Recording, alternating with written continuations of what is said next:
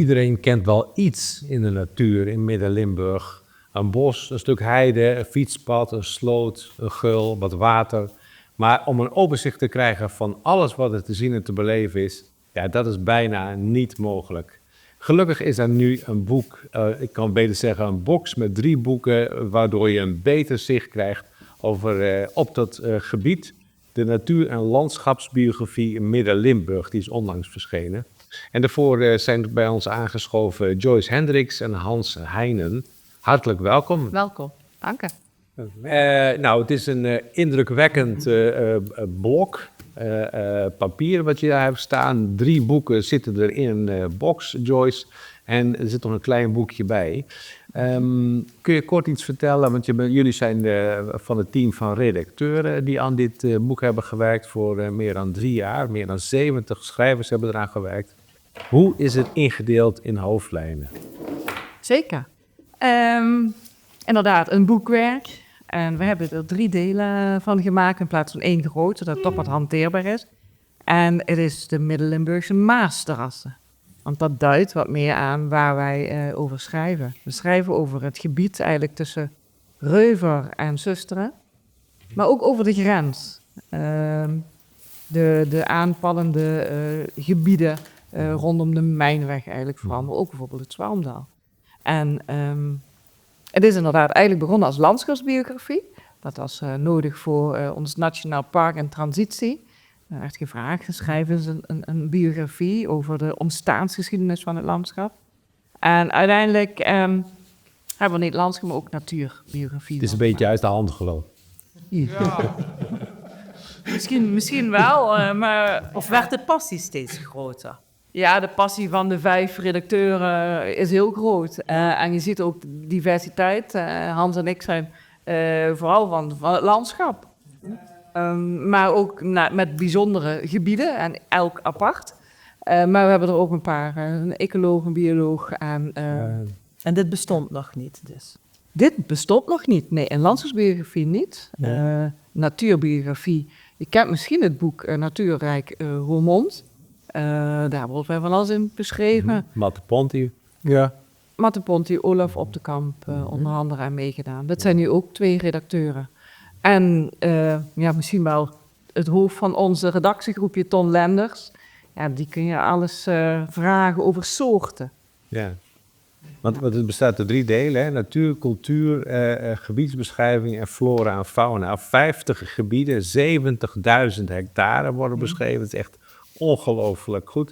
Ik heb het voorrecht gehad om er al even in te mogen bladeren als leek. Het ziet er prachtig uit, super gedetailleerd, mooie verhalen, mooie foto's, heel veel data, zeer indrukwekkend. Wat zijn nou dingen die er volgens jou uitspringen?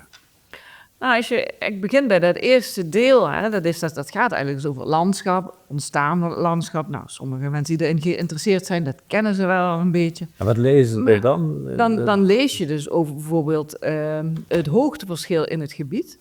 Maar als je verder gaat, zie je bijvoorbeeld ook het klimaat in Midden-Limburg. Dat is heel actueel op dit moment. Heel actueel. En is geschreven door Thijs Seelen, onze weerman van Limburg, van L1. Maar dan gaat het over, wat heeft dat klimaat in de afgelopen 20 jaar ongeveer, wat heeft dat al gedaan? En hoe zie je dat terug in dit gebied? Ja, dat is nog nooit ergens beschreven. Hebben jullie die historie voor moeten nakijken natuurlijk. Nou ja, en dan hebben we dan die weermannen voor die dat fijn al bijhouden en dan nu bij elkaar opschrijven. Ja. Maar als je dan verder nog in het eerste deel kijkt, ga je bijvoorbeeld ook kijken naar een recente geschiedenis. Ja, recent, 80 jaar geleden. Ja, inmiddels al. De Tweede Wereldoorlog. Ja. Nou, ook daar ga je dan weer kijken, wie kan daar iets over schrijven? Iemand hier uit de buurt. En dat is dan Dwayne Bekkers geworden, die daar onderzoek heeft gedaan naar de Tweede Wereldoorlog en de mijnwerk. In de mijnwerk zijn allemaal restanten, hè, van een soort van bunkers en schietbanen. Ja. Dat, en de loopgraven, de tankgraven. Als wij gaan wandelen, vertellen we daar ook heel graag over. En nu zie je... Voor de duidelijkheid, die hebben het ook natuurgids, en dat begrijpt Hans ook. Ja, een beetje. Hoe zou je jezelf willen omschrijven dan? Nou ja, ik ben bioloog van professie, maar inmiddels gepensioneerd. Maar ik ben medeoprichter van de Milieu- en Heemkundevereniging Zwalmen, bijvoorbeeld. Jaren daar actief geweest. En en nu, sinds mijn pensioen, doe ik nog dit soort zaken allemaal. Hè. En onder andere dat ik in die redactie terecht ben gekomen van dit boek. En ik heb zelf ooit een stuk geschreven ook over het Zwalmdal. Ik heb ook in de tijd bij een ingenieursbureau gewerkt wat een visie heeft opgesteld voor het Zwalmdal. In de tijd in opdracht van de waterschappen, zowel in Duitsland als Nederland. Dus ja, die kennis komt dan wel van pas. Pas, als een ja, boek zeker. gaat schrijven. Ja, absoluut. Dus vanuit het verleden heb ik natuurlijk allerlei dingen gedaan, waardoor ik het gebied wel heel goed ken. Ja. Wat voor bijdrage heb jij aan het boek geleverd? Of gaat het te ver om het allemaal te benoemen? Nou, ik heb vooral in het eerste deel, laat maar zeggen, het algemene landschapsverhaal geschreven, wat eigenlijk min of meer de basis is voor de verdere indeling in de hoofdstukken. Dat gaat dan over de wording van het landschap, zowel op hoofdlijnen geologisch, maar ook de ontwikkeling van het landschap. En bijvoorbeeld het verschil tussen het landschap in 1800 en nu. 1800 heeft een luitenant van Napoleon, die heeft het hele Rijnland gekarteerd. Dat heeft heel gedetailleerde kaarten opgeleverd, de zogenaamde Trousseau-kaarten. Die hebben wij bewerkt, en zodanig bewerkt dat je ze kunt vergelijken met de huidige kaarten. En die leg je dan over elkaar, die vergelijk je dan, en dan kun je heel goed zien hoe het landgebruik veranderd is. En wat je ziet is dat bijvoorbeeld rond 1800 bijna 1/3 van het oppervlakte heide en woeste gronden was, en dat is nu nog maar een paar procent. En wat is dan gebeurd met die woeste gronden? Die zijn voor gedeelte ontgonnen, omgevormd tot bos, voor gedeelte bebouwd. Hè. Het areaal, het rode gebied, het gebouwde gebied is veel groter geworden.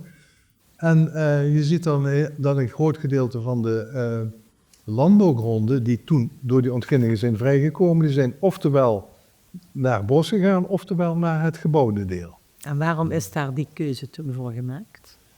Kunnen we dat herleiden? Nee, dat is gewoon een grondgebruik wat hoort bij de ontwikkeling van de landbouw op dat moment. Hè.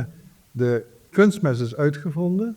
Dat betekende dat de heideterreinen niet meer nodig waren voor de mestvoorziening. Hè, want de schapen die liepen op de heide en die zorgden voor mest. Juist.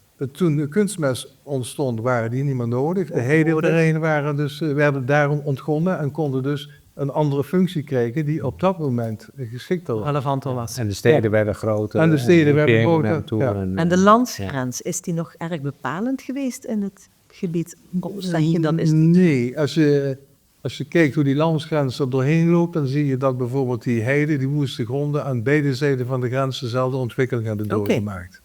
Dus eigenlijk vergelijkbaar. Ja, als je het Brachterwald bekijkt, of het Enterwald, of de Mijnweg, die liggen alle 3 op dat hogere plateaugebied hier. En die hebben eigenlijk dezelfde ontwikkeling doorgemaakt. Oké. Ja. Ik begreep dat en ik vergeef me als ik het fout zeg, die pilrandbreuk en de grindwinning, dat zijn 2 factoren die van belang zijn bij hoe het landschap zich eigenlijk heeft ontwikkeld. Ja, de pilrandbreuk die loopt eigenlijk zo'n beetje over de Mijnweg en dan steekt hij bij Kessel de Maas over. En dan zie je ook dat het Maasdal in één keer heel sterk verandert. Ten zuiden van de pilrandbreuk meandert de Maas heel sterk, want er zakte de bodem. En ten noorden van de pilrand steeg die. En daar heeft de Maas zich moeten insnijden, heeft hij een heel smal dal gekregen. En in het rondom het Roermondse, zal ik maar zeggen, is hij heel sterk gaan meanderen en heeft hij heel veel grind afgezet. Vandaar dus dat je daar grindwinning hebt, maar ten noorden daarvan niet. Oké, dat zijn dus die restanten die zijn meegekomen eigenlijk. Ja, het komt uit de Ardennen eigenlijk. Hè? Ja. Ja, het zijn allemaal sedimenten die worden meegenomen door de hoge stroomsnelheid die je natuurlijk ter hoogte van Maastricht hebt in de Maas, een groot verhang. En door die sterke meandering stroomt het hier minder hard in de Maas en dus bezinkt het. En later, die grindwinning heeft toegezorgd ook voor de komst van de Maasplassen en dat soort zaken. Ja. Wat mij opviel is ook dat er zit heel veel gedetailleerde informatie in. Het is echt met zorg en liefde voor detail is het allemaal elkaar gezet, ook met hele mooie foto's. Maar ook recente ontwikkelingen, het hoogwater in 21, de brand op de Mijnweg in 2020, het staat er allemaal in. Ik vond het echt zeer veelomvattend. Ja. En voor wie is dit boek nou bedoeld voor deze groep mensen? Nou, we hopen gewoon dat eigenlijk elke inwoner in dat hele gebied, maar ook rondomheen. Dus in Nederland en in heeft- Duitsland. We maken deel uit van dit gebied. Ja, dat die dit eens lezen. Want wat toch opvalt en waar ik ook echt een grote pleitbezorger voor ben, is dat mensen mogen hun eigen gebied eens veel meer waarderen. Nou, ik denk als je hier een kijkje inneemt, je hoeft het echt niet allemaal te lezen, maar gewoon die mooie foto's wat je al zegt.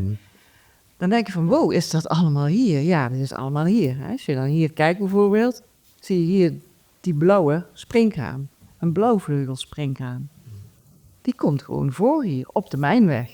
En als je erover gaat lezen hoe bijzonder dat beestje is qua kleur, als je zit, ja, dan denk je, wauw, en dan komt die verwondering. En ik denk dat dus eigenlijk een noodzaak is dat iedereen er eens kennis van neemt. En ook voor de toekomst. Het is nu gedocumenteerd. Maar misschien kan je wel zeggen dat het eerste deel is wat algemener. Ik maar zeggen, dat is denk ik voor de gemiddelde leek wat directer toegankelijker. Ja. En het derde deel gaat vooral over de verschillende soorten en de biodiversiteit is wat meer voor de mensen die echt liefhebbers zijn van het buitengebied. En het andere gebied zit er, deel 2 zit er een beetje tussenin. Dus je hebt eigenlijk 3 niveaus. Het eerste is een hoger schaalniveau, dan zak je naar de gebieden en uiteindelijk kom je terecht bij de soorten. Dus eigenlijk zit er voor elk wel wat rust in. Ja. Nou, maar ligt er nog een klein boekje op tafel. Viel mij gelijk op. Toen dacht ik, dat is iets minder dik en zwaar. Jullie hebben ervoor gekozen om dat erbij te doen. Ja. Hoe zit dat? Nou, dit is het wandelboekje. In dat tweede deel, in dat hele dikke deel, zijn allemaal al die gebieden beschreven. Als jij zegt, die 15 soorten gebieden. En elk gebied wordt afgesloten dat je daar een keer een wandeling kan maken. Die staat in het boek. En dat staat in dat boek beschreven, er staan een hele bladzijde. Maar ja, als je dat dikke boek meeneemt in je rugzak, het kan wel, een goede training, maar is wel veel. Daarom hebben we een handzaam boekje met alleen maar wandelingen in. Ja, daar staan er gewoon heel simpel wandelingen in beschreven. En niet te vergeten een QR-code. En als je die QR-code scant, dan kom je op de pagina en dan kun je zelf een GPX downloaden. Die je in een wandelapp dan weer in kan laden. En dan kun je al wandelend en dan doet hij je de weg wijzen. En dat zien we eigenlijk ook als mooie. Als je dan wil gaan wandelen, lees je een stukje van het gebied over het gebied. En dan ga je wandelen en dan zie je in ieder geval al. Nou. En dan zou je dus nog weer terug kunnen gaan naar die grote gebiedsbijbel die hier ligt in 3 delen. Om verder daarin te studeren en te zoeken. Ja. Nog één ding wat me ook te binnen schoot. Als je dan zoveel kennis hebt verzameld, zoveel inzichten van hoe het nu is en hoe het gekomen is. Dan ben je natuurlijk ook benieuwd naar de toekomst. Carmen zei het al even. Ja. Er zijn allerlei plannen aan de Nederlandse kant en aan de Duitse kant. Het voert te ver om daarop in te gaan, maar in grote lijnen, wat is volgens jullie echt cruciaal voor het behoud van die diversiteit, van dit karakteristieke landschap? Ja, wat ik heel erg belangrijk vind, dat zijn de ontwikkelingen net in de grensstreek, net tegen de Mijnweg aan. Over de grens bij Elms, daar ligt die oude vliegbasis. De plannen zijn heel ver gevorderd om dat verder te ontwikkelen tot 160 hectare groot bedrijventerrein met allemaal megaloodsen. Oké. Dat leidt ertoe dat je meer dan 20.000 auto's per dag extra krijgt met heel veel stikstofuitstoot. En de stikstofuitstoot wat dan veroorzaakt wordt door die Duitse plannen zou in Nederland niet kunnen met de huidige wetgeving. Het is natuurlijk ook heel merkwaardig dat Rockwool op het ogenblik investeert in het terugdringen van de stikstof, van de ammoniakemissies. Dus niet te verklaren en dat dan. vanuit de Duitse kant hetzelfde er weer bij komt. En dan heb ik het alleen maar over het verkeer en nog niet over de bedrijven die zich daar gaan vestigen. Dat is onbegrijpelijk Ja. voor mensen. Ja. Dat is echt een hele grote bedreiging voor het gebied. Van de ene kant is er een hele positieve ontwikkeling, want ze hebben een heel groot gedeelte in Duitsland grenzen aan de Mijnweg aangewezen als vogelzoetsgebied, als een beschermd gebied. Maar daar pal tegenaan komt dan die hele ontwikkeling waar je het net over had. Ja. Oké, nou. We zullen het met z'n allen in de gaten houden, denk Ja. ik. Hoe het bij ons in de achtertuin is. Heel fijn dat jullie over dit prachtige boekwerk wilden komen vertellen. Ja. Respect voor jullie uitgebreide werk. En ik wil zeggen, mensen, koop het boek en ga de paden op de lanen in. Ja. Ontdek je eigen omgeving. Ga het beleven. Het is te koop in de boekhandel, maar ook op onze website. Hè. Het is uitgegeven door Natuurhistorisch Genootschap Limburg. En de NHGL is de website waar het onder andere te krijgen is. Oké, nou, dank voor jullie komst. Deze uitzending is mede mogelijk gemaakt door Linsen Veiligheid.